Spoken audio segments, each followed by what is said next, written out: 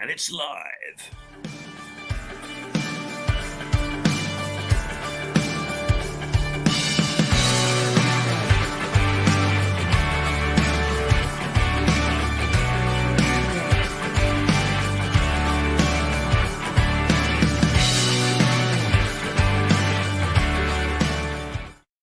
Oh, when the Spurs go marching in.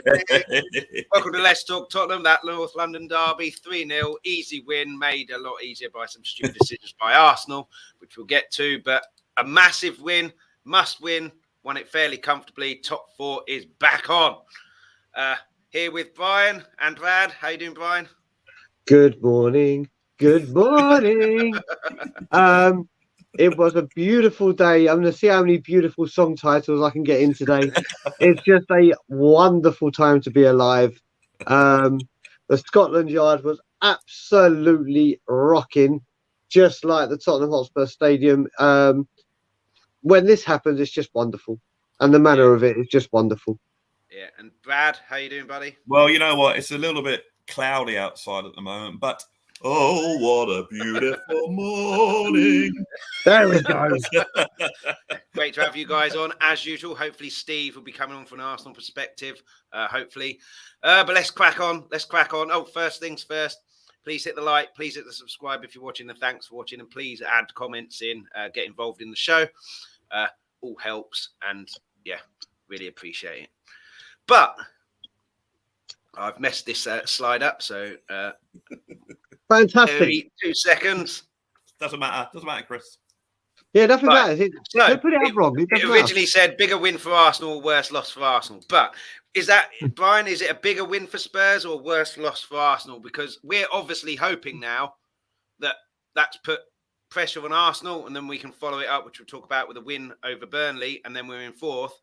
Do you think for morale it's a worse loss for Arsenal, or do you think for morale and momentum it's a bigger win for us? Obviously, we had to win, which we did. So therefore, you'd probably suggest it's a bigger win. Do you know what? I think it's half a dozen of one and 6 of the other.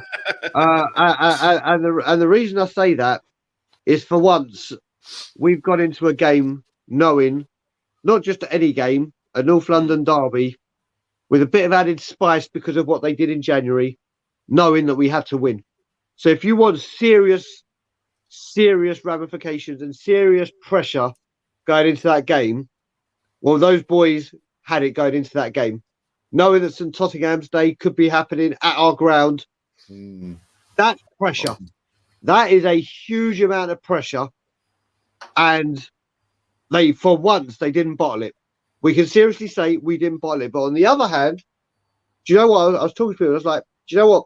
If it just been a 1-0 or a 2-1 or a close game, it would have been, yeah, we've lost the North London derby. It's not good. We're going to get a bit of stick from the fans.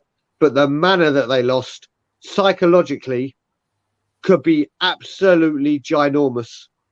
So it's a hard one to call. And Brad, for you, bigger win for us, worse loss for Arsenal. How do you see? Oh yeah, bigger win for us. I mean, echoing what Brian just said, but also that's probably the most significant North London derby I can remember, when both teams are going for the same thing in the league. I'm not forget about cup semi-finals or whatever, but in the league, I don't think I can ever remember a North London derby that meant so much because both teams were going for the same thing. And yeah, we had to win it. Enormous lot of pressure. And if we can beat Burnley, which I'm sure we'll talk about later on Sunday, Arsenal going to Newcastle. I wouldn't like it the other way around. Put it this way. Yeah. We have to put pressure on them there, and by getting into first after what was first.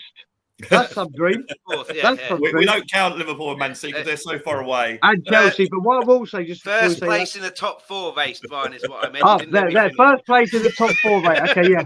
But I have to say, as Brad was saying, when he was saying going back as far, the last time we beat them by 3 clear goals in a North London derby was 1983. Yeah, which is I was 4 years old. Yeah, 39 years ago, which makes it even longer. It sort of seems long when they say 39 years. 1983, yeah. I've certainly never seen them in a league game, I was at the League Cup semi-final, the 5-1, but I've never seen him in a league game at Tottenham win by more than 2 goals. Yeah, I think we beat them 2-0 the last White Hart Lane game. But apart from that, no, you're right. It's the only North London derby that I've felt. Well, I never feel relaxed during Tottenham games, especially Tottenham Arsenal, but reasonably relaxed going into the last 20 minutes of the game. Yeah. Well, I was there for the 5-1, obviously a cup game, not a league game. But yeah, that was fairly one-sided. But I think momentum is fully with us at the moment.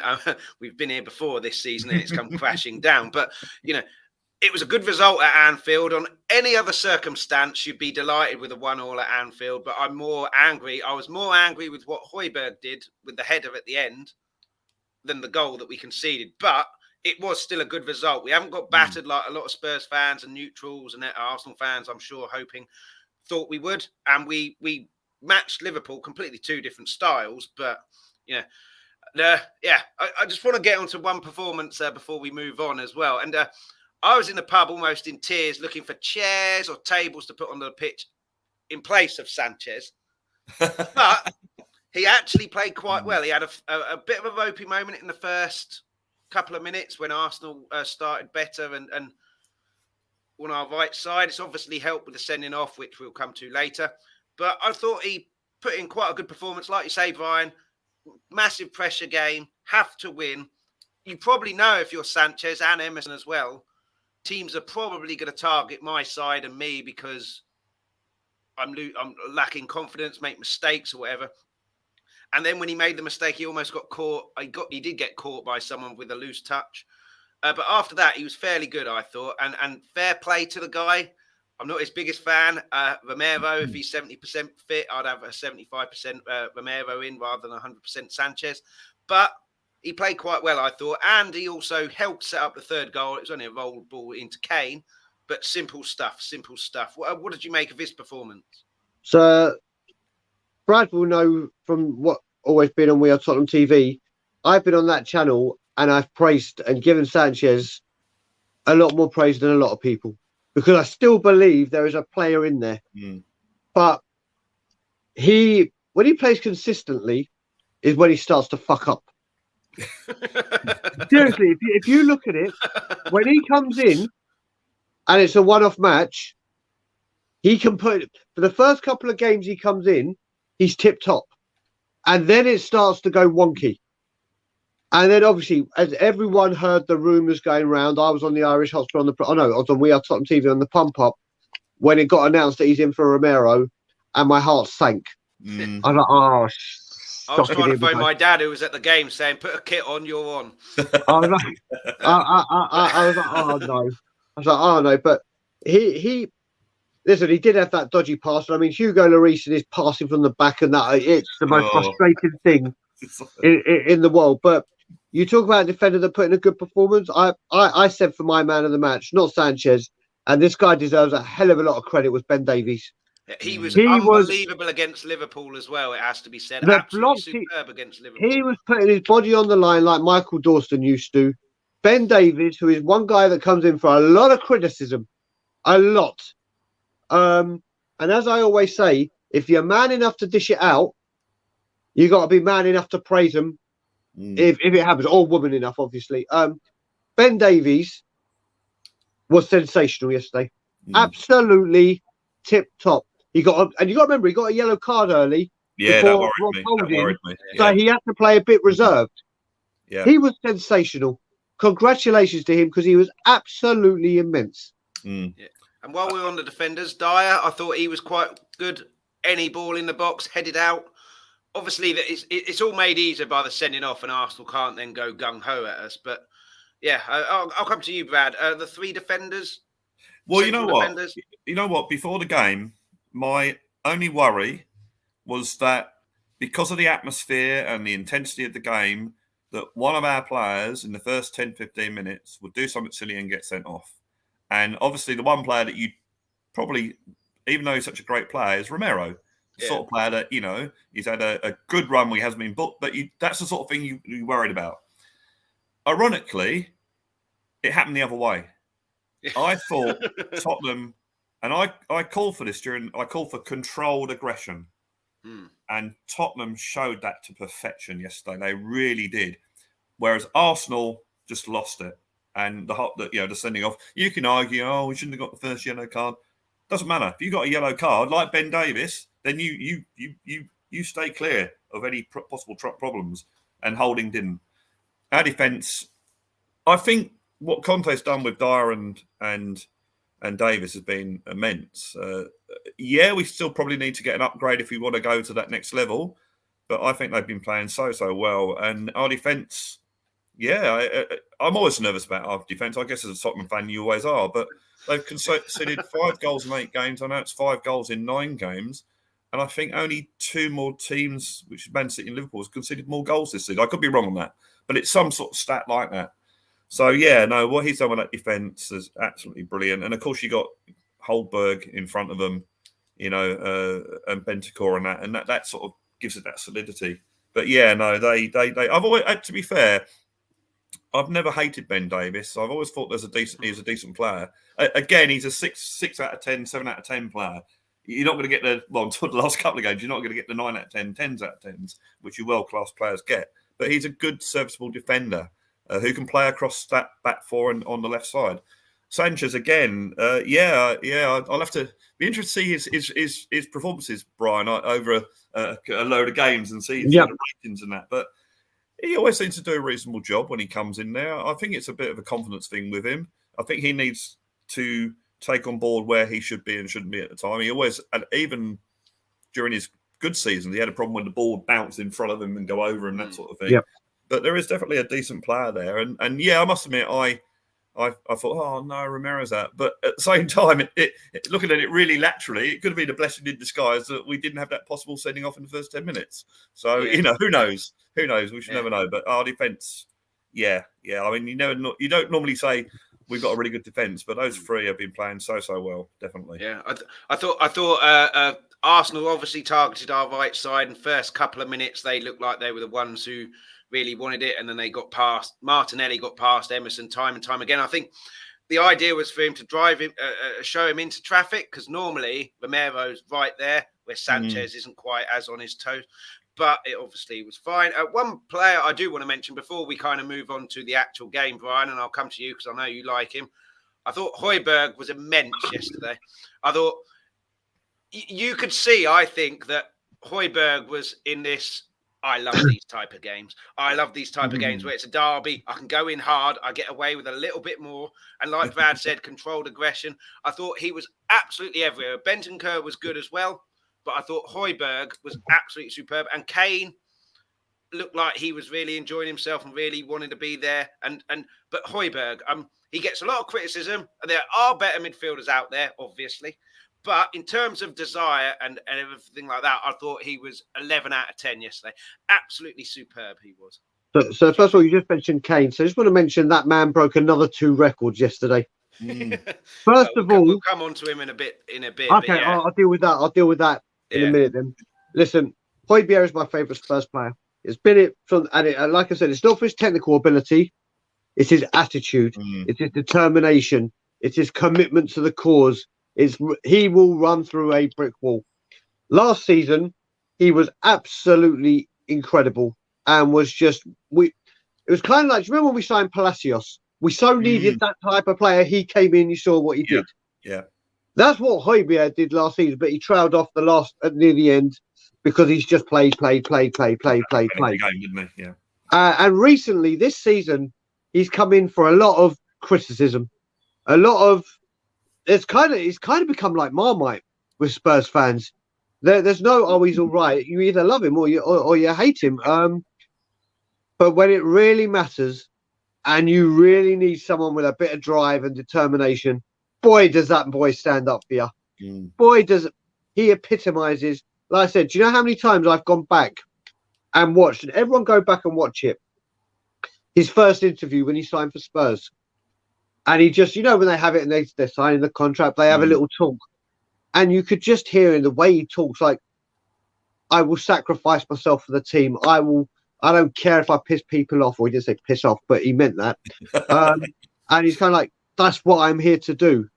And it shines through with him. And listen, if I was to do a player ratings video today, every single one of them are getting a 10. Every single one of them are getting a 10. But Højbjerg, yeah, I mean, Bentancur was electric. Bentancur, you saw how quick with the transition, how quick he gets the ball moving forward. That's what he brings. Højbjerg's just there to clatter into people. And of course, he can play a bit. But when you need a man to step up aggression-wise, in that squad, I will go no further than look at, obviously, Romero, but he weren't there, and Højbjerg. Yeah, I mean, without Romero, Brad, I thought Romero would be the one to get the team going in terms of, the mentality. I've always said with London derbies, apart from the odd one or two where one team is so superior to the other, but generally it's who wants it more. And without Romero, I was worried, but my God, did Højbjerg stand up to that plate and then get the team going. He won everything in that midfield. As soon as Arsenal got the ball, he was there. And absolute wonderful player yesterday. I mean, he personifies the Conte effect, doesn't he? He personifies Conte's philosophy of giving your all and not leaving everything out on the pitch. And he personified the whole team yesterday. I thought the whole team, as I said, the old controlled aggression, but the whole team, considering the game and the pressure that we spoke about earlier, it was a really mature performance by our team. I thought they just did it so well. The aggression was right. We didn't, and I thought we'd do this. Just let them come at us a little bit for the first 10 minutes. Almost like, come at us, see what you got, and then pow, and yeah, it's Højbjerg does that perfection. It is funny how it's become a Marmite player, because at the end of last season he was everyone's favourite player. I don't think I heard anyone criticise him, and now all of a sudden people are criticising him because he's not the best player in the world, and it's like, well, hang on a minute. And Brian said he played every game last season and virtually every game this season. So, the guy's going to burn out. And every player will burn out. We've seen Son's burnt out. We've seen Kane burned out. Everyone does it, and the fact that people are saying, sell him. Why? Yeah, of course you can upgrade on Højbjerg. Of course there are better players in the world than Højbjerg, but hey, this guy gives it all for Tottenham, and why would you want to get rid of a player like that? Really? It's all about the squad. It's all about squad. Brad, you add to that.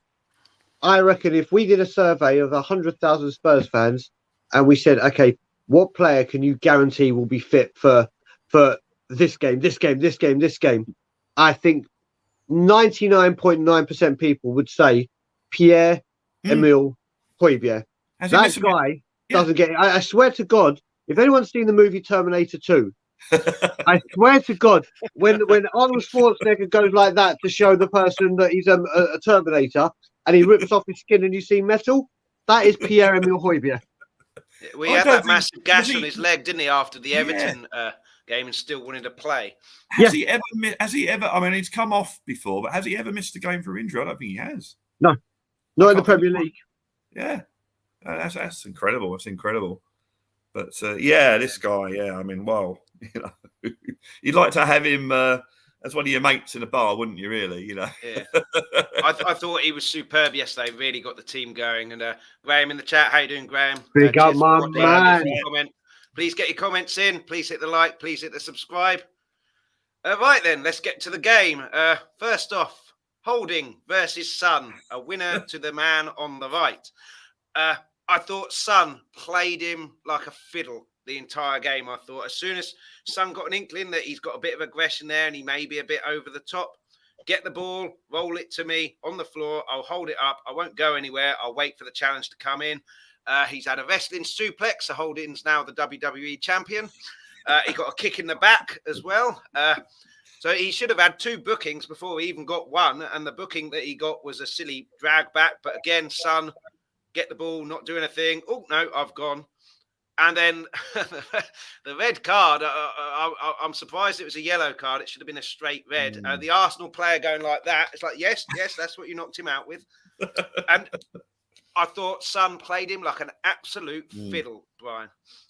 Well, do you know what? I mentioned this on Wolves Show last night. What Holding did, you two certainly remember. I'm sure Graham will remember. I'm sure Carl remember.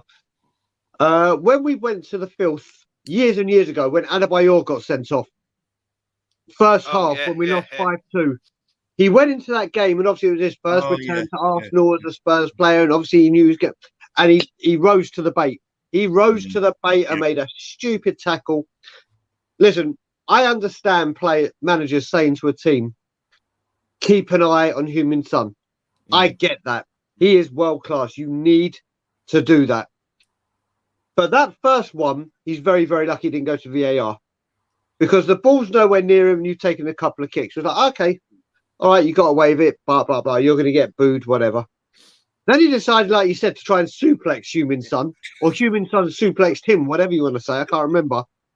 Well, it was a tussle, obviously. I spoke to an Arsenal fan in the pub, and he was quite pleased in the sense that Holding was showing bottle and desire and getting stuck in. But yeah, but that's the thing. You got to remember, like we said, like I just said. Like you say, rising to the bait, you've got to calm it down. Well, it's not even that. You look at it. I spoke to you before about how Ben Davies got a yellow card as well before Holding got his second.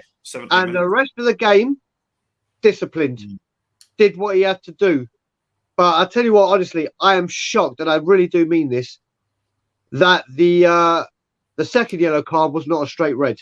Yeah, I can't believe that. He's chinned the guy with it. He's not looking at the ball at all. Yeah.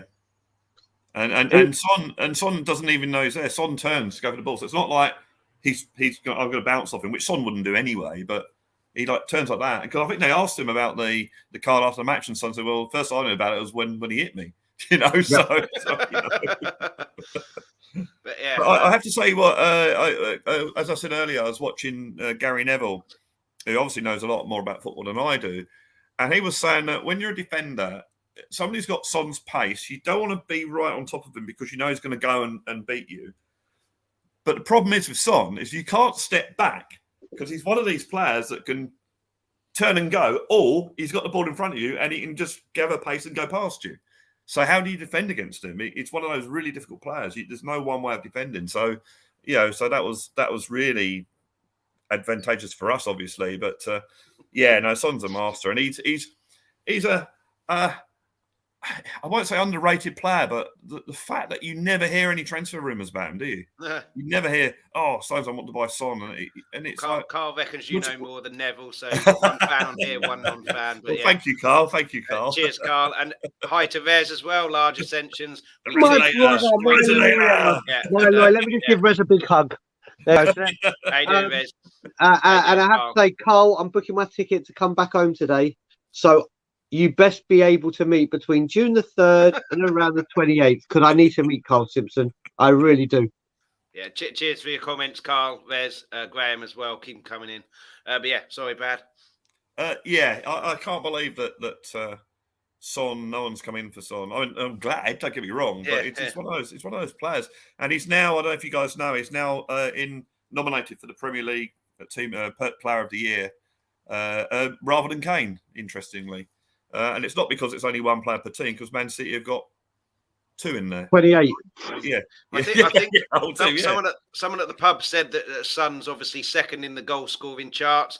I really hope he can beat Salah, but he's also second in the assist charts as well. So whereas Kane obviously is a lot lower down in the scoring charts. Not sure where he is. We've been told off by Vez, Brad. We need to give her a hug with my bald head. And message from you, for you from Carl. Wicked. I have to say, and I've only sort of seen it more on TV. When Son came off, he was not happy. Yeah, that's good though. That's good. Yeah, exactly. It never did Liverpool any harm when Mane did that, and hopefully now he's fired up and gets a hat trick against Burnley, and we can beat Burnley. And someone again, it might have been Gary Neville, said that someone lip read. And he said something along the lines, why didn't I take Kane off? Take Kane off rather than me, something like that. So which is great. But also he's going to, no, it's not about the golden boot. It's about the team, blah, blah, blah. Yeah, right. Okay, sorry. Hopefully he goes and gets a hat trick now. Yeah. But Brian, the decisions that changed the game. I thought Arsenal started off much the better team, certainly the first 5 minutes. But penalty, or the red card we've discussed, the penalty. At the time, I thought that's a really harsh penalty. He's not touched him a huge amount, and it looks worse because he's clattered into the defender.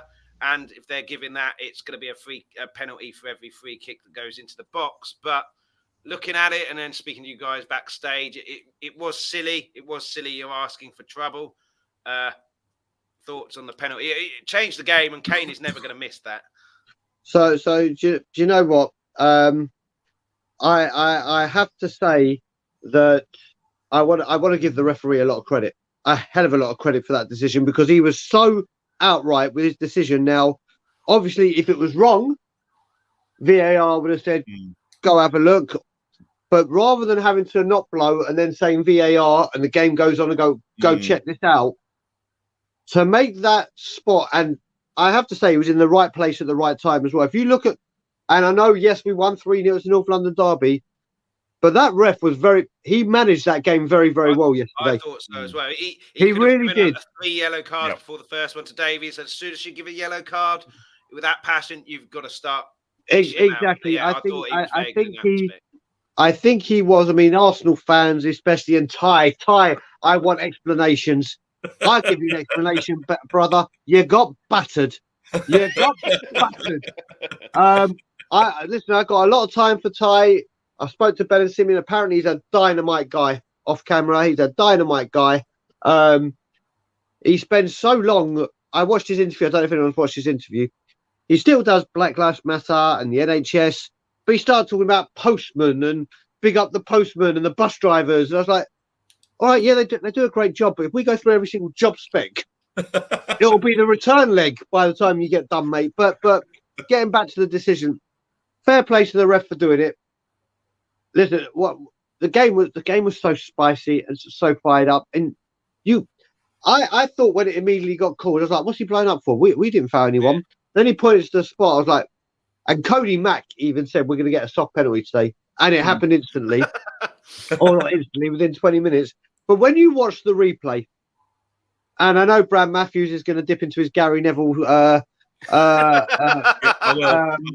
Gary Neville comments, so I'm going to leave that to him. But when you look at it, he's pushed by one defender, and then as he's being pushed, the momentum, there's another defender going for a header and clatters into him.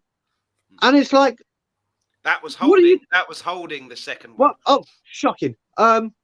So there you go. I mean, when you look back at it, and let's face it, if it had been against us, we would have been going, that's not a penalty.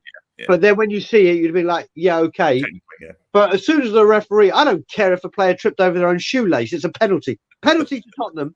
And I'm going to turn my camera off because, Brad, you'll be lucky to know, it is fucking roasting here already at 4 minutes past 8, and I need to get a T-shirt on. I'll be back in 1 second. But yeah, I think a lot of teams target Son, thinking that he's a bit of a light touch, but he's really toughened up now and doesn't mind being clattered. Yeah. But yeah, in terms of the penalty, over to Neville Matthews. Okay. When I saw it live, I thought, oh, but didn't think, oh, come on, ref penalty. I thought, oh, so it's happened there. And then when he gave the penalty, I thought, wow, he's given the penalty. When you watch it in replay, technically it is a penalty. You can't argue with that. Technically, it's a penalty. But what I will say is that, again, going back to Mr. Neville, who was a right back. Let's face it, he played right back for England and so many games for Man United. He said, what you do as a defender, you always do that. He says, I did that. And what you do is you nudge into the player just as the ball gets there. So it looks like you're going for the ball. But he did it early, before the ball got there. So the referee notices it and sees the foul. And that's what he said. He got his timing wrong. And if he goes in there, even though technically it's still a foul, because you get there as the ball arrives, you look like you're going for the ball and the referee doesn't see anything wrong. So that's what will happen there. So technically it was a penalty. Yeah, of course. If it had been against Tottenham, I'd be going, oh, never a penalty. But then, yeah, you look at the replay and you think, well, yeah, okay. Technically it was a penalty. And let's face it, that goes on in the penalty area so many times and the refs don't give it. You know, and if they started giving it a few more times, the tussling, all that stuff that goes on, then maybe they might stop doing it. Because I can't remember it being, I'm sure it always has been, but I can't remember seeing when corners that everyone's literally wrestling with people and holding on to them. It's like, you know. It's almost seen as part of the game, so it doesn't get given. Which is why this one was very soft. Yeah. Because it happens all the time, never gets given, and all of a sudden it's given. So if you're looking for consistency, you have to have like 7 penalties a game. Yeah, I mean, we, if you'd have played that maybe 9 times out of 10, we wouldn't have got the penalty, Yeah. But we did, and technically it was a penalty. So you just have to, if you're an Arsenal supporter or any team that gets a penalty like that given against them, you've got to take it on the chin and say, well, there you go, just bad luck. I mean, we don't get that many penalties anyway, so yeah. But I have to say, I have to give a special mention to Harry Kane's penalty. What a penalty! I hate penalties. I never cheer when you get a penalty. All right, I might go, oh, good. Everyone's going, yeah, and celebrate, we got a penalty, yeah. Because you ain't scored. You still got to score. If I had someone to put my life on scoring a penalty for, it'd be Harry Kane. I can't remember the last time he missed one. It must have been Liverpool in the 2-2, which was... Yeah, and I think he missed one for England as well, yeah. But that penalty... Oh, yeah. It was probably because, he fooled Ramsdale. Ramsdale pissed off. If I was a manager and my goalkeeper died before the kick was taken, I'd fine him every single time, because you make the striker's mind up for them, because it's so easy now for them to just switch sides. Whereas back in the day, Shearer and Lineker both said they decide before a game in training which side they're going, practice that 100 times. So if it came up in a game, they're used to muscle memory. I can hit the post here. And whereas players now can switch it up if the keeper buggers off. Yeah. And that's where Kane normally puts his penalties. The keeper obviously right in the corner as well. Wasn't it? And Kane, whether Kane fought before the penalty, no, I'm going the other side. I don't know. We'd have to ask Curry that. But that penalty was like, it was a perfect. It was just brilliant. It was like one of those penalties when you think, what was I worried about? And then of course the whole stadium goes berserk. And suddenly we knew Arsenal were going to come at us anyway, but then suddenly they've got to come at you more. So that was a pivotal moment. And yes, if it'd been the other way around, I would have been annoyed. But be really cliched. That's football. Yeah, I mean, Vez is glad it was a soft penalty. Boyle's Arsenal fan. It's always a joy to behold. But, this is true, Rez. This is true. I promised we'd talk about him, Brian. Record breaking again. Harry, he's become the all-time leading scorer in derbies. I'm not sure what the other record was. I'm sure you'll be able to tell me. But he was quiet in the first 20 minutes, got that penalty like a man possessed, similar to Højbjerg, and never, ever going to miss that penalty. The only criticism I've got is he was trying to get that hat-trick. He wanted that hat-trick in other times where we passed maybe would have been better. But we won. We won 3-0, fairly comfortable, so I'll let him off that. If it was a 1-1 and he's doing that, then I'll be pretty annoyed. But unbelievable. Back to Harry Kane that everybody associates Harry Kane as. Of course. I mean, like you said, he's taken over Thierry Henry as the record goal scorer in the North London derby.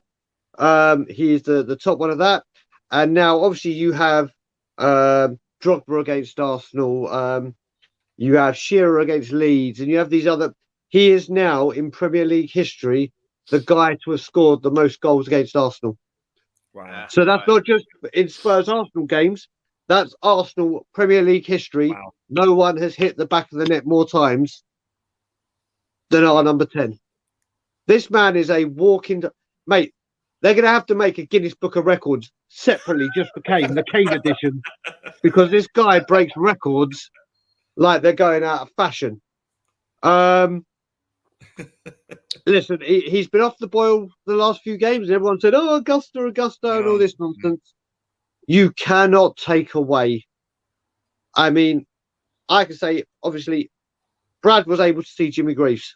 Mm-hmm. Not many. Graham was able to see Jimmy Greaves. There's not a lot of us that I know, apart from my family or whatever. Obviously, I mean within the YouTube community, that don't have the privilege of saying they saw the best there is, the best there was, the best there ever will be. As you grow up through your life, you'll see generation, like for me, Gaza, the Klinsmans, the Ginolas, the Bales. This man is right up there. Right up there. You know what? When I get to near the day of reckoning, I will know in my heart of heart, I was given the honour, the blessing and the privilege to witness that man play. Yep. And hat-trick, do you know what? The other thing you got to remember, Chris, is with him going for the hat-trick, He wants to crack in as many goals to make it as easy as possible for next season to get Jimmy Greaves' record. So I don't think he's not going for the golden boot right now. He knows, like, literally, unless he goes on an absolute, you know what I mean? Like, we batter teams 8-0 and he gets all of them. Then it ain't happening from what he is chipping. Seven goals in 2 games. 7 goals in 2 games, which he did a few years ago. Yeah, exactly. And that's when he was 2 goals behind Lukaku. Yeah.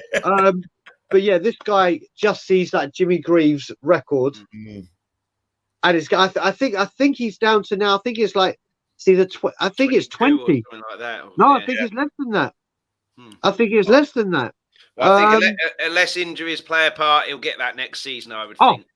Well, no, if injuries play a part, or if Conte walks, but he's not going to walk. But yeah, I mean, he is just he's so. I'm actually going to check now, to see what a few comments. Carl Simpson says, more importantly, with Burnley coming quickly, didn't have to get out of second gear. Absolutely. Luca 14, how you doing, buddy? Bobby K echoing your sentiments.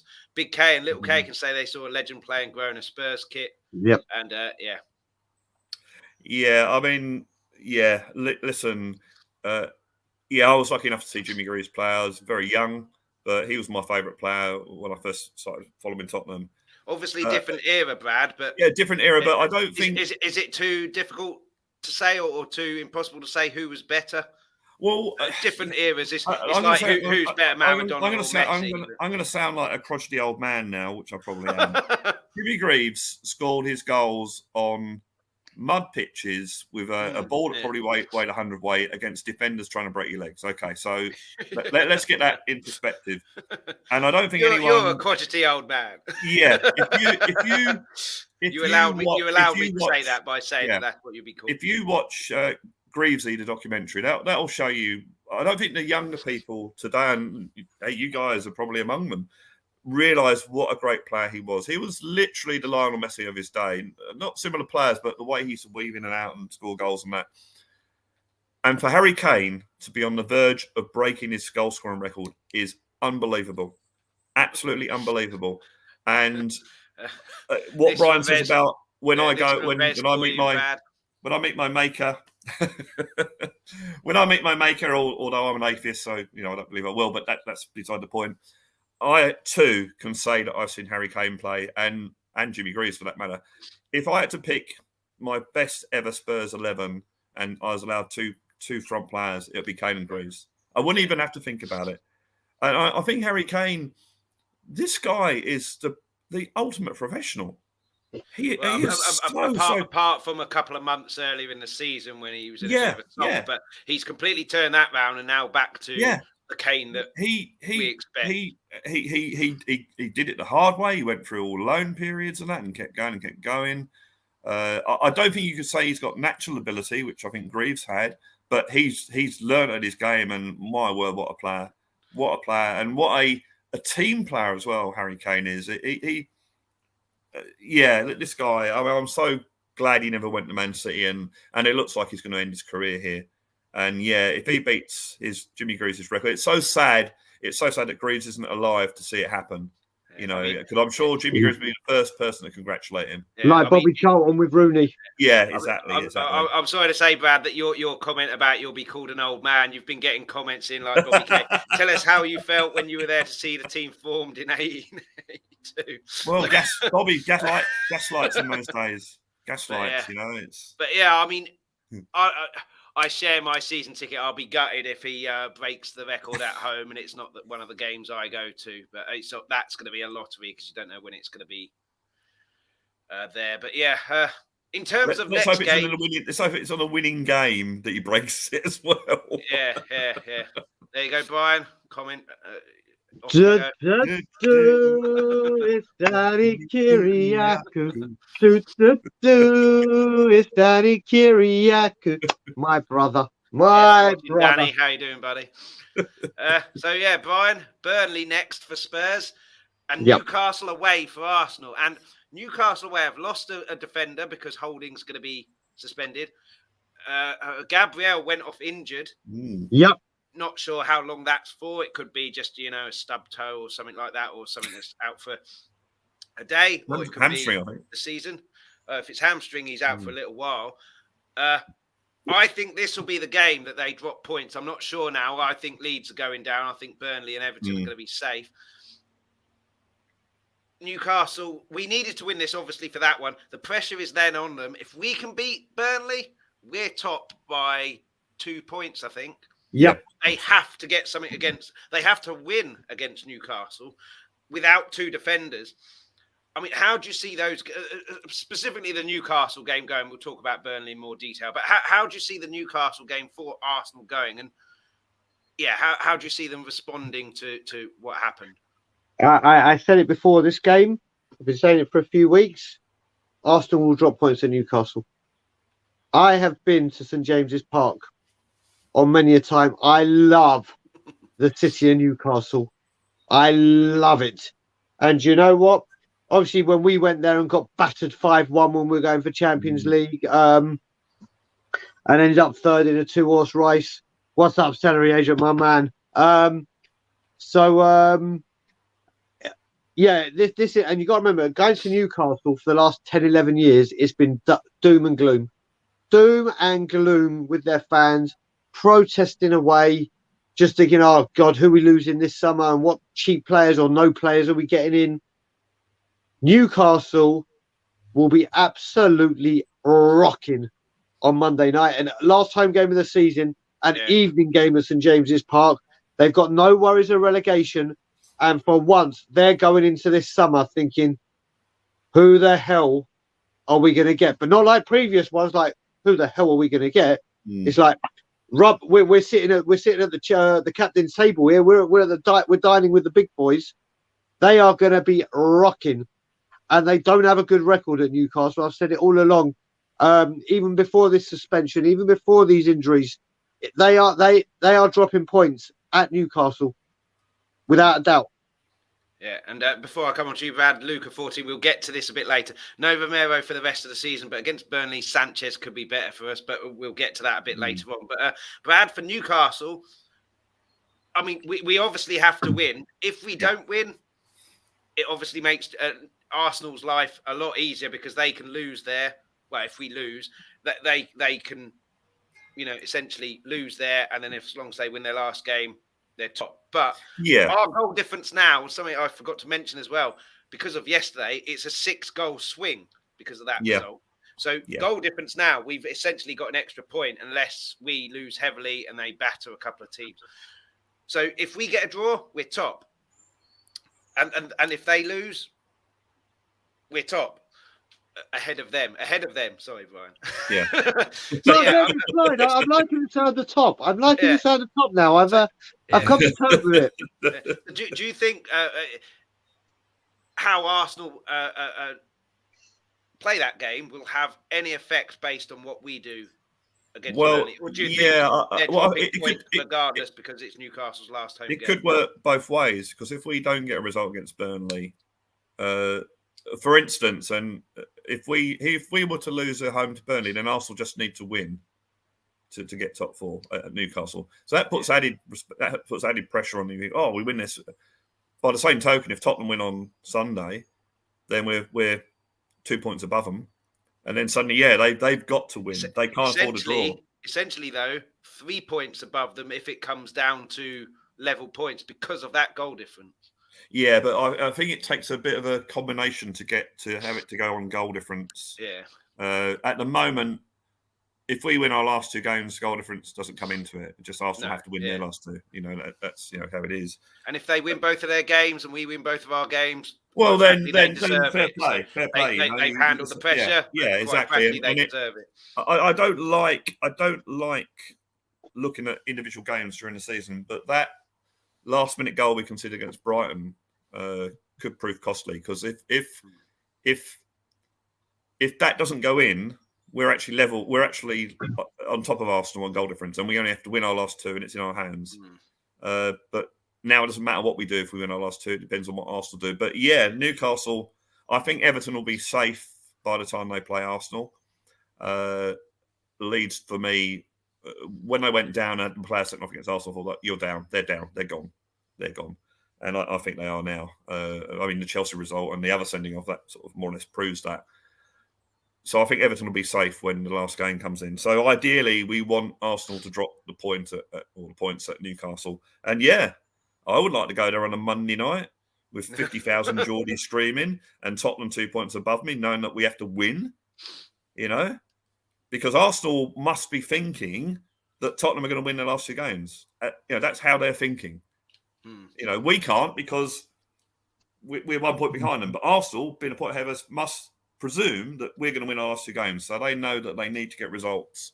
So, yeah, if we do, and I'm hoping we will beat Burnley, they go to that place. And they're a young team.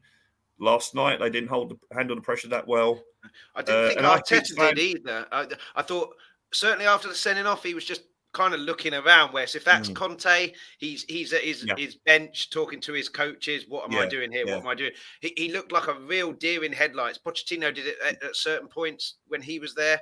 He's a young manager, obviously, young coach. But yeah, and it'll be interesting to see how he handles the pressure as well. You know what? I've got I lost it now. I had it ready to go. And I'm not really, I'm not a stats man. I don't normally, but I'm going to become one now. Well, you're the new Gary Neville, Brad. Yeah, so you have to be now. You've been converted. Okay. Arsenal have had 13 players sent off in the Premier League since Michael Arteta's first game in charge, December 2019, which is 5 more than any other side during this period. Well, so, it's like, mate, it's like what they had with Wenger at a point. So you got to look at it, and who's to say it's not going to happen again at Newcastle? Well, exactly. When the pressure's on, they lose their heads. And we talk about this like we keep saying. I just want to speak about Conte and something. Tottenham almost triggered me today, but I rose above it. And realised today's not the so. As Irish Hotspur always said, at least we got in the race, which we did, and no one thought we would. Yeah. Listen, if we don't get it, should we have hired Conte at the beginning? Yes. Everything. There's so many yeses. But Tottenham put a tweet out today and said, "What a night!" And I was tweeting, and as I realised I was tweeting, so I put, "It's very simple. Back Conte, and these nights are here to stay." But then I looked, and actually on the Twitter, where it says, "Oh, what a night," there's a picture of Ryan Sessegnon, and just underneath where it says what this description's about, it said, "To celebrate, we're giving free shipping on all our orders." And I was like, "You absolute bastard. You can't let it go and just do one thing." And I thought, do I go on a mad tweet and say, "Levy, this is typical fucking you," or do I do what I did, rise above the little prick and say, "Well, back Conte, and these nights are here to stay with back Conte rather than Levy out." And I did. I was the better man today. You've turned a corner. We're all here proud of you. We're all here proud of you. I mean, I'm not sure. Let me just get it up now. I'll show it. If anything, free shipping, just give us a free drink. Exactly. For all the heartache you've caused. Well, let's see if you can see. Look at the bottom. Oh, it's only UK standard delivery. No, can't be overseas, Brian. Can't be overseas. That costs a lot of money. This fucking man. I was just like, Jesus Christ. Well, it's probably not him personally doing that. It's probably someone in their marketing team. This will be a good idea, guys. I've just been scouring through some of the comments, and some of the comments have picked up on it. Some of the comments have picked up. I'm going to read those comments with great detail later. Let's not talk about him. Let's be here to celebrate and be in a good mood rather than let him bring us down. But coming back to a comment from Alan Harris. How you doing, Alan? "We will win v Burnley. They can't sit back, and no fit centre-backs. Me and Tarkowski both out." So brings us to kind of this question: are they safe or not, Brian? I didn't realise Leeds were in such a bad way. I thought they were okay when Jesse March came in. They kind of steadied the ship a little bit, and then all of a sudden they're in the relegation zone. I think they'll go down. So awful goal difference as well. Leeds. Yeah. Burnley aren't safe in terms of points, but I can't see Leeds getting any points, especially if they're essentially playing every game with 10 men like they seem to be doing. But obviously, if they beat us, that's pretty much them done and dusted in the Premier League again for another season. So do you think they'll come out and attack us, or do you think it'll be kind of, we don't want to get hammered here? So I can't remember. How do you think they'll approach the game? Were either of you on Tommy's stream when Bob Spur was on a couple of days ago? Yeah. And you would have heard, Brad, that Bob Spur said that I said Leeds at the very beginning of the season. Yeah. I said it at the very beginning of the season. They're going to get second season syndrome. I said it. And obviously with Bielsa and the way they play, and then, like you said, they had the new manager bounce, but against Arsenal and then against Chelsea, they are just deflated. They are deflated. As a team, I've got to say, the Leeds fans are incredible. Even at 3-0, they are singing their hearts out against Chelsea. But this is what happens. This is what happens in the Premier League. If you just assume that everything's okay. I think Brentford will probably get that syndrome next season, potentially. Certainly, I don't think they will.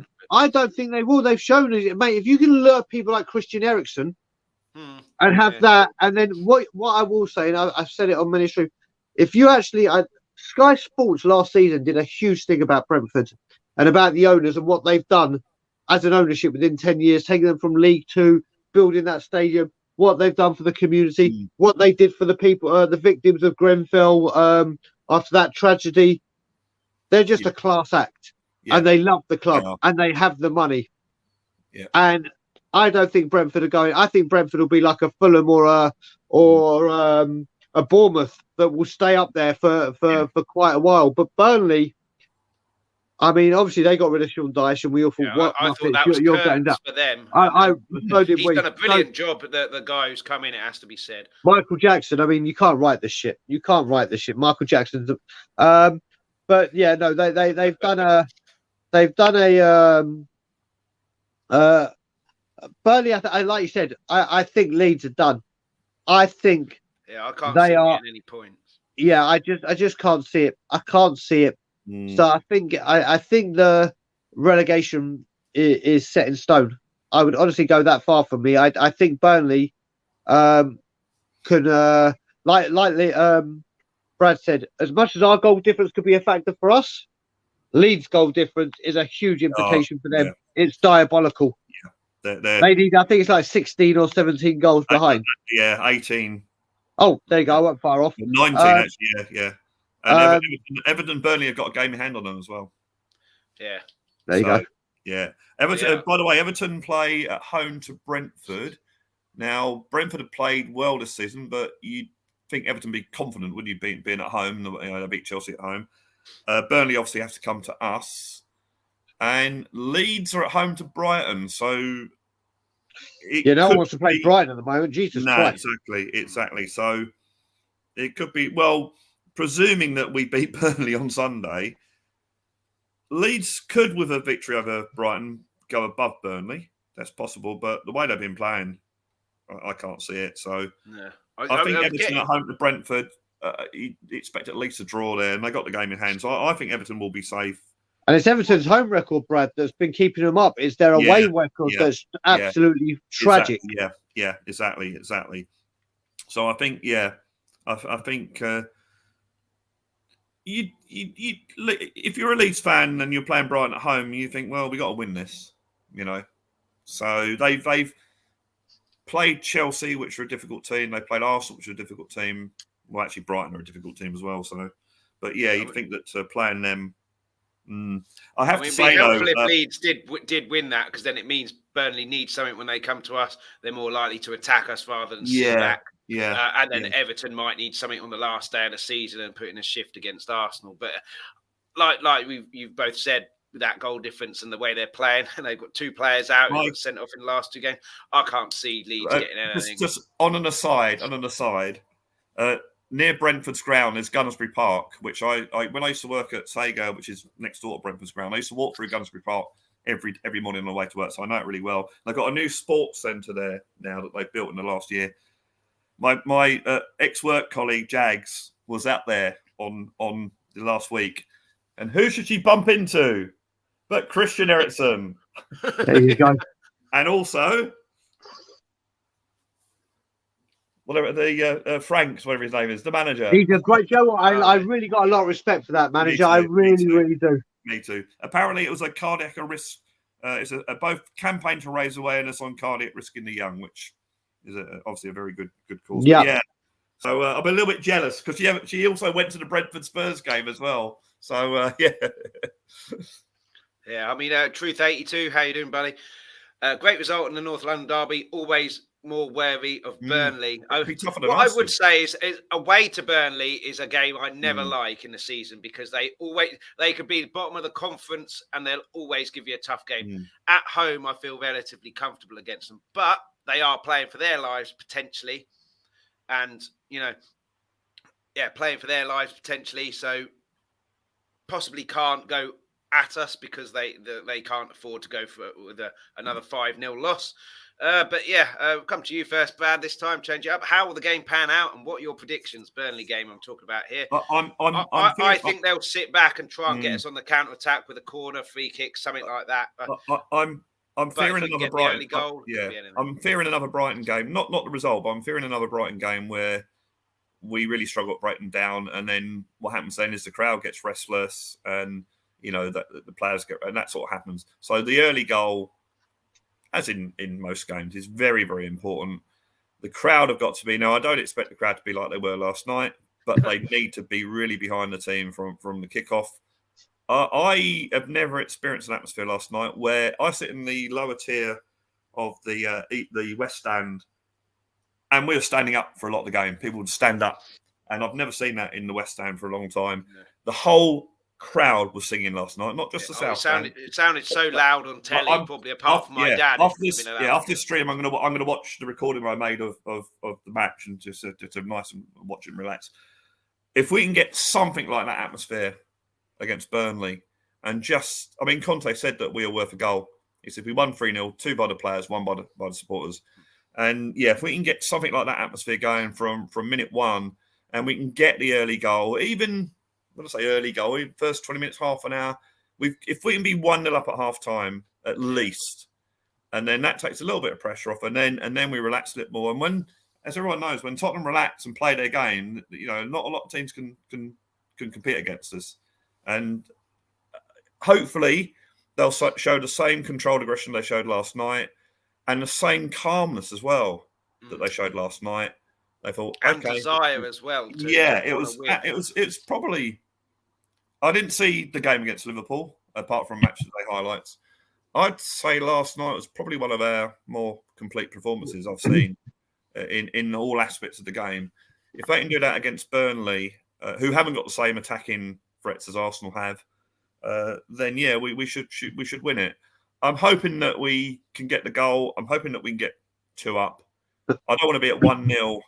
Well, of course, I'd love it rather 1-0 than 0-0, but I don't want to be 1-0 going into injury time, because it's like that's when, when I start to get nervous. But yeah, and you know what? What's also good? If we can get the early goal and get up and get the game won, so we're 2-3 up going into the second half or whatever. What's brilliant is all the Arsenal fans watching the score on their phones or whatever will be so deflated. Because don't get me wrong, they'll be thinking, Burnley might take a point off Tottenham. Burnley might go out there and do something. So if we can get that game won as early as possible, all the Arsenal fans will be sitting there going, so deflated. And there's nothing better than an Arsenal fan being deflated. No. And prediction, or are you going to be I'm happily a coward. I'm not giving a score prediction. I just think I think we can win. I think it'd be the odd goal. I'm maybe the odd goal. Whether it be 1-0, 2-1. I'm hoping I'm wrong. I said 2-1 against Newcastle. We won 5-0. I said 2-1 against Arsenal. We won 3-0. So hopefully I'm wrong. But I think it's going to be a tough game. I think it's going to be a frustrating game. And that's why the crowd are going to be so important to keep going right to the very last kick of it.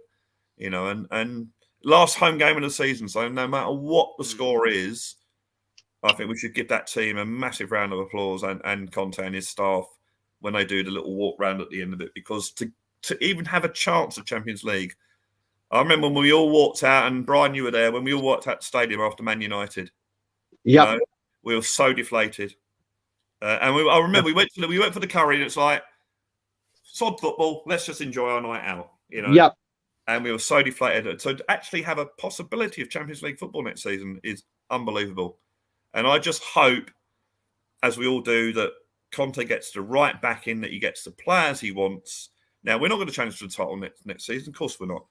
But I solidly believe that if he gets the backing and the right players in, with Man United going through change, Chelsea, who knows what's going to happen there with their money situation, I think we should be a good possibility for third next season and maybe a cup. Yep. And then as we go on, if Conte stays, and he seems to be giving more indications now that he will stay over the last few interviews. I'm confident that we'll, if he's backed, we'll do well next season. Obviously, the Champions League helps because it gives you extra income to fill players and that sort of thing. But to be even fifth, I think it's been an amazing achievement. If we are fifth, well, someone actually made the point, hey, we've got more chance of winning the Europa League than we have the Champions League. So, hey, yeah, look at it that way. Yeah, a few comments to come in. Celery Agent, 4 against Burnley. Hope you're right, Celery Agent. Hope you're right. Carl Simpson, telling you right now, Arsenal will lose to Newcastle and Everton. So many injuries, no back line. Rumours Saka has a knock. He was rumoured to be out against us. So hope you're right. Hope you're right, because that means we only need a point from 2 games. and if Conte gets backed, Luca 14 says we should be aiming for 85 points next season. Simon H. Levy screwed up at the start of the season with the wrong manager. That is why this conversation is happening. It screwed us. Let's get behind the team now. Absolutely. And Carl, hey Al, are you good? I don't think they should have risked Saka, but it's a derby. And then one thing. I didn't hear this because the pub was too loud, but Luca 14 from Brad can comment on this as he was there. For Martin Tyler on Sky, Gary, I can't hear you, to which Gary replied, Clive, this has to be the loudest at any ground this season. The it was amazing. Incredible. It was amazing. Mika Richards said something very similar about, I think it was Bergwijn's first game, the 2-0 win at that ground. And the ground has been criticised in the past for not having a good atmosphere compared to White Hart Lane. There were a lot of games I went to at White Hart Lane which were fairly quiet, but yesterday it sounded so loud on the telly. I haven't spoken. It was, it was constant, and it was also around the ground. It wasn't just the south stand, which it can be at times. But yeah, it was amazing. I think Gary Neville called us crowd of the season. So it was, and I haven't seen the recording yet, but I can imagine that, because obviously in the commentary box you've got the atmosphere as well. So, and when that, thanks to the people that designed the stadium and had that sound effect, keeping the sound in, it is very loud when everyone's cheering. It is very, very loud, and that can only be, we hear about Fortress Spurs and that can only be really disconcerting to away players and also raise home players as well. Yeah, and Brian, for the predictions, now the game will pan out. Is there any danger? It could be the kind of Lord Mayor's show. We obviously had a massive result, massively fired up for Arsenal, and now we've got to come back down to earth for a game that doesn't have huge connotations on it in terms of both teams. I am very, very much in agreement with Brad Matthews on absolutely everything, apart from we're going to smash them 5-1. Listen, Burnley away is always an issue. If you look at it, last season, Gareth Bale hat-trick, or Gareth Bale 4-0. Couple of seasons before that, Burnley, Harry Kane got a long-range shot, and then Heung-min Son scored the goal of goals. There's a time Robbie Keane smashed 4 against them in a 5-0 win. Burnley at home is a high-scoring game for us. But without Sean Dyche this time, though. Yeah, I still say, I think the 4-0 or 5-0 where Robbie Keane scored 4 was pre-Sean Dyche as well. Yeah, it definitely would have been pre-Sean Dyche. It's just a home banker for us, this one, in history. And do you know what? I go into it now, like I said at the very beginning. Yesterday we went in, and obviously there's been pressure on Spurs, and we've bottled it and done this and done that. But the whole ingredients of that game yesterday, they didn't bottle it. They didn't. They showed, and it's the last home game of the season. They're going to want to put on a show. Yeah. 5-1. 5-1, 5-0. Surely they want to do it for themselves as well to get playing in the Champions League next year. God, but is there a danger they could take them lightly? Either of you? No, I don't think so. I don't think Conte. I don't think Conte would ever have them that way. I think Conte's management has been absolutely spot on. He's been there. He's done it. He's got the experience, and no, he will have them. Not to underestimate Burnley. And again, Mr. Non-stats man has got another stat for you. I love it. Yeah, this is where backing Conte is so important. They should read this out. They should tie Daniel Levy and the board down. And I'm over. And read this to him for the morning, the whole day. Since Antonio Conte's first Premier League game in charge of the club, only Manchester City, 69, and Liverpool, 64, have won more points in the competition than Spurs, 50. Similarly, only those two teams have scored more league goals than Conte's side, 54, in this period. So if that doesn't tell Levy and the board anything, well, then I give up. Because we're presumably still the top scorers in 2022, certainly in the league, maybe not the whole football league. Yeah. Again, Man City and Liverpool are miles ahead of us. But what the point I will make is that when Pochettino was there, we were on the rise, and suddenly your Man Cities, United, whoever it was, Chelsea, we're on the way down, and it coincided with our two league title pushes when we almost won the title twice. And I'm hoping that maybe in this day and age it won't because of money, but I'm hoping that Man City and Liverpool won't be able to keep that momentum up, and they'll start to come down as we start to go up. So even though next season, I think within 3 seasons, we've got a chance of at least competing for the title. I really do. Yeah, and if we back Conte and he stays, that's saying. Yeah, and Brian, a prediction for you for the game, or was your prediction for? Oh, did you say that? Did you? 5-1 or 5-0? Yeah. Sorry, I was paying attention. I just had a. Yeah, thanks. Pardon? Did you say something? So, Brian, what's your prediction for the game on the Sunday? Well, mate, I've been on this show trying to get my prediction out. I already know the fixtures for next season. Yeah. I'll go through those. Yeah, a bit of concern here for Arteta. He looked upset, but sod him. Mate, you know what? It's all sarcastic concern, obviously. But I mean, like I said, Chris, sorry, he did an interview yesterday, and his first answer was, if I talk about how I feel, I'm going to be suspended for 6 months. I'm not a good liar, and I don't like to lie, so I won't lie. Well, mate, what a whopper that is, because you're told a massive one in January to get the fixture cancelled. So you lie when it suits you, but when it comes back to bite you in the arse, I don't like to lie. Karma's a bitch. All managers do that, though. Say one thing and then contradict it when something else happens. All managers. Yes, but it's not the filth. It's not the filth. Chris, give this to me, man. Bloody hell.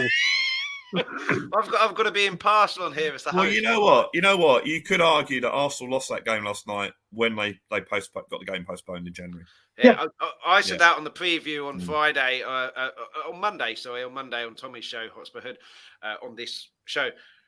There was so much momentum for us in motivation that they're scared of you. That's why they called the game off. They're still scared of you because you're the same team.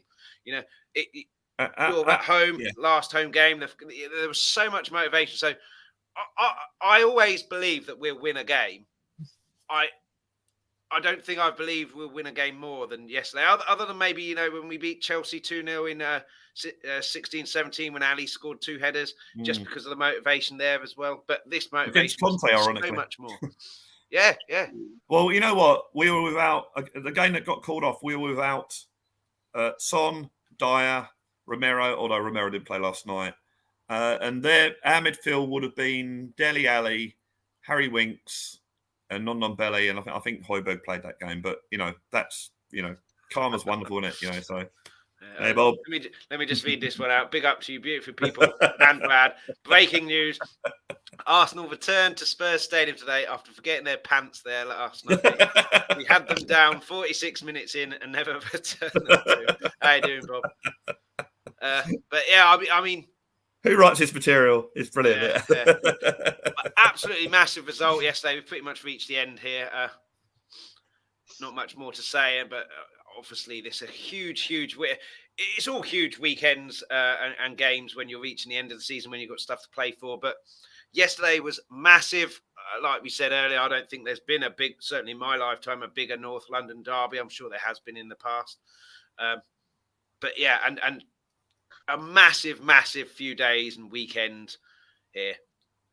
If and then obviously if we can beat Burnley and Arsenal drop points to Newcastle, then the following weekend is huge for us, because all we need is a win against Norwich. But yeah, we need Newcastle to do us a favour, and if they can't, then Everton. But we need to do the favours ourselves first and foremost by winning 2 games that we've got left. And hopefully it's not the case of the Lord Mayor's show. Hopefully we are professional, like someone said in the chat. I'm not sure who it was. So apologies, but we need to be professional, not take them too lightly, treat them as we treated Arsenal, show the same desire, controlled aggression like Brad said, and yeah, just go and do a job.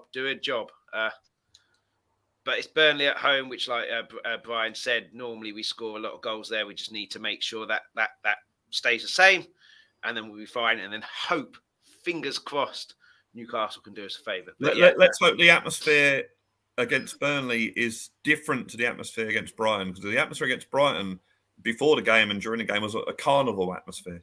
Yeah. It's like we'd already won the game, and I think it needs to be a cauldron in there and an intimidating atmosphere. But I just want to say to Bob, because obviously he said breaking news. I've got some more breaking news. Here is the news. Arsenal are shit. Yeah. But you don't want to be counting our chickens yet, because they're still in the driving seat. They win their 2 games. They're in the driving seat. That's all the salty Arsenal fans out there. It's like, well, you can still do it. So why are you moaning? Yeah, it's how they handle the pressure. Arteta didn't look like he handled the pressure yesterday very well. A bit of a deer in headlights. But yeah, listen, thanks, guys, so much for coming on. Welcome all the time, anytime. And yes, Brian, Tottenham on tour. Yeah. It's in the description, but yeah, give yourself a plug.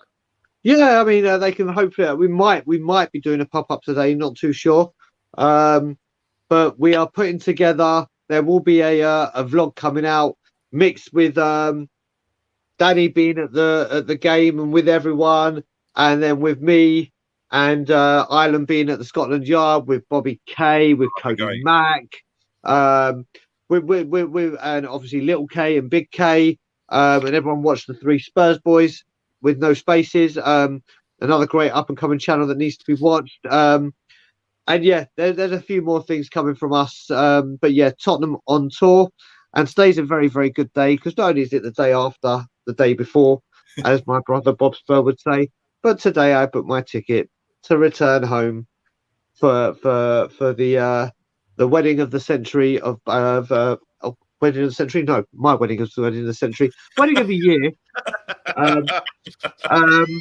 Ben and Ashley, and obviously you'll be my. Of course, yeah.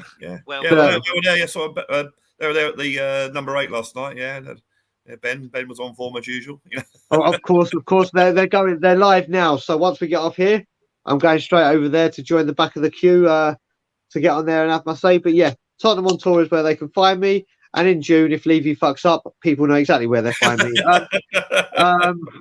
So yeah, looking forward to that. But yeah, thanks for having me on again, Chris. It's wicked to be with you and share streams with you. And I must say the most exciting thing that I'm looking forward to is in 10 days, the man at the bottom there will be right next to me. So cheers, Brian. I'm looking forward to it. I cannot wait. It's bizarre. It's like, whoa, it's like... And Brad, no channel for you, but your Twitter handle there. Okay, there's an update. First of all, click like, subscribe to Let's Talk Tottenham and Tottenham on Tour. Do that first. You can contact me at Brad Hotspur on Twitter. The channel Songs from the Blue Sofa by Brad60, which is tentatively.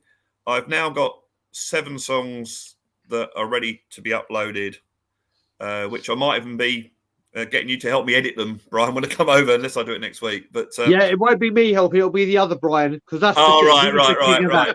Yeah. Well, I've got 7 songs, and I want to make it perfectly clear they're just me trying to sing, trying to play guitar, but they are my songs. They are my lyrics. I've written the music, so it's all about me getting what I do outside of football. It's not football related. Getting what I do onto YouTube for 1 person, 2 people, whoever, amount of people to see it. And if one person goes, "Oh, I like that. That's really good," then that's great. It's just something I've been doing for this last couple of years that I really want to just get up there. And as I say, it's not going to be brilliant, but it's stuff I've done, and I'm proud of what. What's the name of the channel, Brad? It's going to be called Songs from the Blue Sofa. Okay, so it's not up. It's not up and running now. Not yet now. But it will be. And as far as I'm aware, there's no one on YouTube called Brad60, because you've actually got to find out that there are people with the same name, because there are a few Brad Matthews up there. Actually, apparently there's a Brad Matthews that goes swimming with sharks. So there you go. But certainly not me. But yeah, hopefully that'll be up in June, I would say, with a new song every week for the first 6-7 weeks. You've got 2 subscribers here already, I'm pretty sure, and a lot more in the chat. Thank you, guys. Well. Yeah, I'm sure that the YouTube community will back it. Of course. They might watch the first song, and go, "Oh, that was rubbish," and never again. But hopefully they'll be, at least if more than one person, me, sees the songs or one of the songs, that's more than I could have hoped for before I started doing this. So the thing is, it's similar to this, Brad. As long as you enjoy doing it, it's already a success, regardless of how many subscribers, watchers, and everything like that. Exactly. It's not that I'm trying to get a record deal or headline Glastonbury. That'd be nice, but yeah, it's just something I've been wanting to do. Hopefully when I'm in, sorry, I'm going on a bit here, aren't I? Hopefully in Australia, I have the original guitarist from 30 years ago who can play, and we might record a few things in Australia as well. So, which I'm really looking forward to. So, anyway, excellent. That's enough from me. Yeah, so make sure you follow Brad on @BradHotspur. That's Twitter. Then you'll get all the notifications, but all the updates. Oh, you will. You will. Yeah. Going live, and go straight over to Tottenham Tour after this. Hit the like and subscribe there. Hit like and subscribe here. Before we go, Brian, predictions for the game. I really thought, you know what? I really thought you were being serious there. I was about to go get yourself to a facility immediately. But yeah, well, we're talking about the fixtures in 2032 now. That's the but yeah, thanks guys so much for coming on. Welcome anytime, like I say. Thanks everybody for watching and all the people who commented. If you watch the replay, put a comment in the YouTube chat as well. All helps. And we'll be back on Hotspur Hood on Monday. Talk about the Burnley game. Hopefully a win, and hopefully a Newcastle win or holding Arsenal, and then we're on top of that top 4 race. But yeah, like I say, please hit the like, please hit the subscribe. Really helps the channel. Go over to Tottenham Tour, do the same thing. Then follow Brad on Twitter, and be sure to subscribe and watch the videos when he uploads them. And like I say, 7:30 p.m. UK time. And as always, in the UK on Hotspur Hood for the Burnley review. But until then, come on, you Spurs. And as always, Levy out. Thank you so much for watching, and to everybody who joined in the live chat. Before you go, please leave a like, please hit the subscribe button and the notification bell. It's all free and you'll be notified when we go live. Anyone who missed the live stream can still watch the replay on YouTube, and any comments, questions or suggestions on the comments there. For anyone listening to the audio only podcast, thank you so much for listening. Anyone who wants that podcast, you get that wherever you get your podcast from. Alternatively, go to our Twitter or Instagram page on the screen. We'll be back on Monday on the Hotspur Hood YouTube channel. Give them a subscribe. We're there at 7:30 p.m. UK time. And we're on this channel, Let's Talk Tottenham, 12:30 p.m. UK time again on Fridays. Until then, come on, you Spurs.